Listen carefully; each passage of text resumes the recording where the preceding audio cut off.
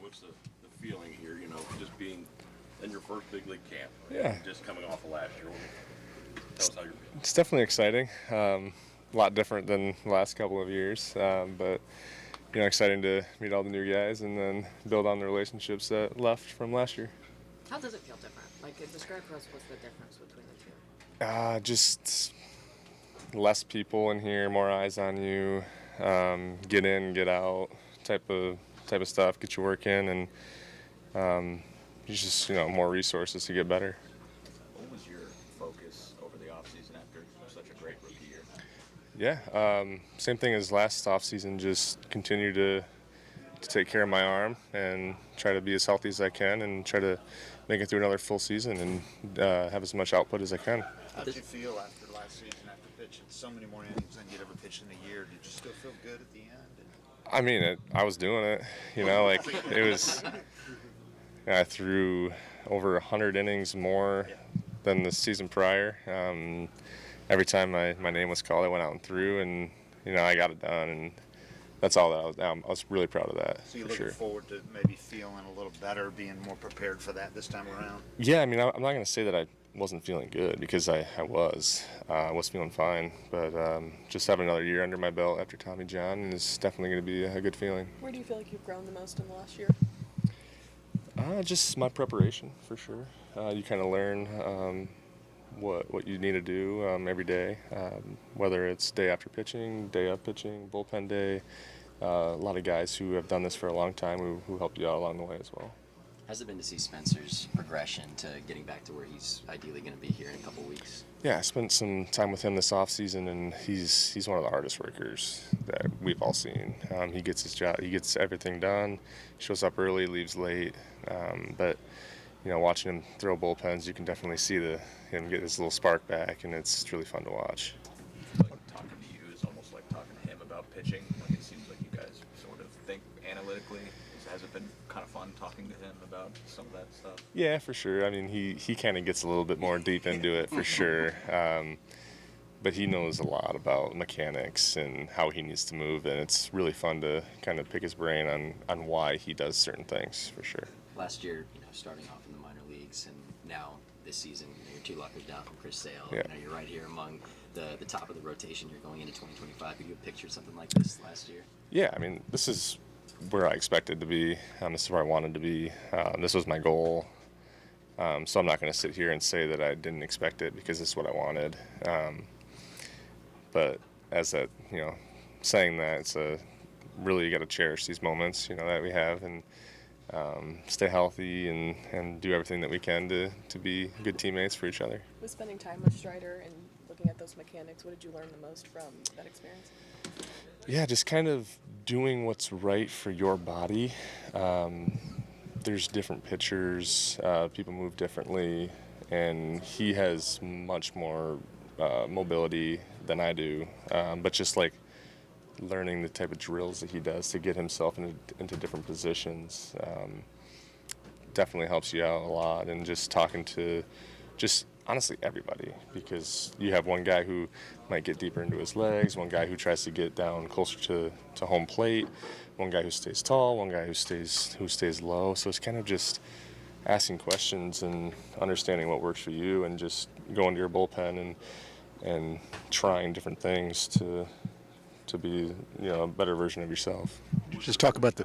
Where you kind of said, I can't believe that happened. In terms, I know you said you wanted to be here, but Yeah. to not only be here and to throw 100 innings more than you had, and to have that success, and to really end it with one of your best starts. Yeah. I mean, how satisfying was that? Definitely satisfying. I'd go home for the first 2 or 3 weeks that I was in the MLB, and I'd tell my wife, like, this is unreal. Like, this is everything that I dreamed of, and I'm just so happy that I'm living my dream out.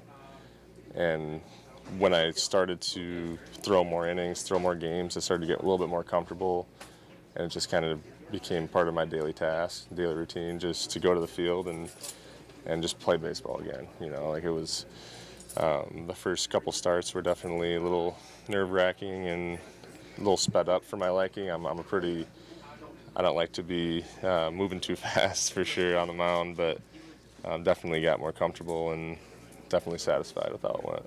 How's it feel to be competing right out of the gate for a starting spot in the rotation? Yeah, it definitely feels good. I got my chance last year because there was injuries, and I know that I have to come out here every day and earn my job. And how can you prove that? How can you prove that you belong? I don't like to have like performance goals, but just coming out here and working hard and showing that I belong. Like whether that's looking like I belong, or just having that professionalism in my bullpens, like, I can be trusted and throwing strikes, and that's what people look for, throwing strikes, hammering the zone. When you kind of reflected on last year, how much of a point of pride was it, like your numbers, how well you pitched against the teams that eventually made the playoffs? Yeah, I mean, for sure. It's definitely something that you look at. I'm trying to get to that point where I kind of have that juice for every single game, which I'm a little upset with myself for that. Like, you face the Mets, the Dodgers, the Phillies, those teams, and it's like you feel a little extra, but I want to feel that every game, So that's kind of where I'm trying to get to this next year. You mentioned that you've always had that expectation that you were going to be here, that it's not a surprise. That's not necessarily the case for a lot of people who grow up in northern Michigan. Yeah. So I'm curious, when does that begin? At what point in your development from Little League to here, does it start to feel like an expectation and not a dream?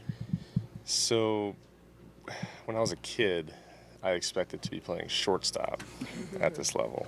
And then once I started getting older, and up until probably 3-4 years ago, I realized I'm not good enough to hit. So, but yeah, when I was a kid, I always threw really hard.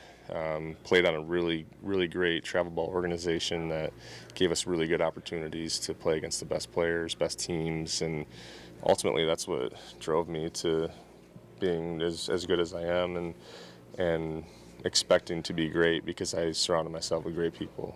Spencer, you guys got a lot of young guys coming up trying to earn their way into this rotation. Do you see any of some of those guys being the next you? I know that's kind of a tough question to ask, but like guys who could get their chance here this season. Yeah, I mean, you never know. And they tell us this all the time, we will use everybody. You never know. You could use 30 pitchers in a season, and we have a lot of guys who are ready to go, and whether it's relievers, starters, or starters who might have to relieve, or relievers who might have to start, it's like everyone is going to be ready when that time comes. And we have a lot of young guys who have so much talent and work so hard that I wouldn't be surprised if they came up here and were really successful. How would you describe this rotation when Strider is back and you guys are full strength? Yeah, I mean, it's like you guys saw last year. We have a lot of really good pitchers, from top to bottom, and Sale, Cy Young, Strider, Cy Young candidate, Ronaldo Lopez, really, really good last year.